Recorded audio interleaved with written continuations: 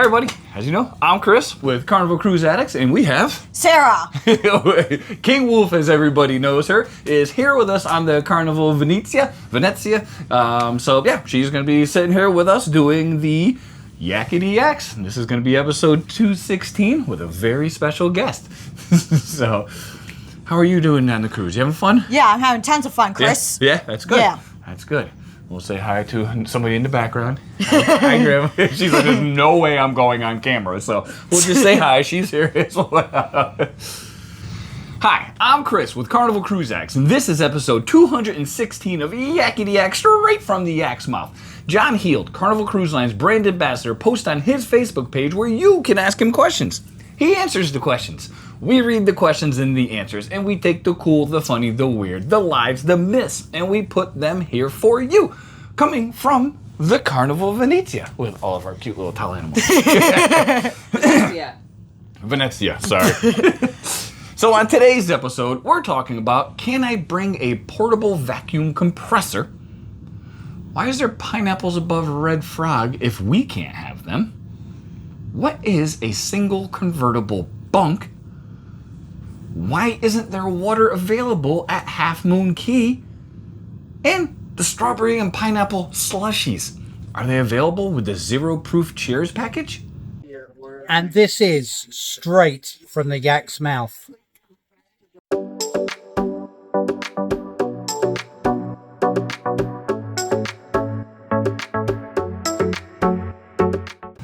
Alright, question one. This cruiser wanted to know if it was okay to bring a portable vacuum compressor for their compression bags. I'm guessing they're talking about the ones they use for packing. We have those too, but we have to sit on them to flatten them out. They work pretty good. John said yes, if it is something that you plug in or charge, then it is just fine. So if you use those little suction baggies, you can bring your vacuum to suck them down. Because I know there's been people that said, my room steward won't let me use their vacuum to do my vacuum bags. That's because they have 30 rooms to clean. They can't. They need their vacuum. Question two. This cruiser asked, why are there pineapples above the Red Frog pub bar when we can't have them on our door? John said, it's a swing and a miss, perhaps.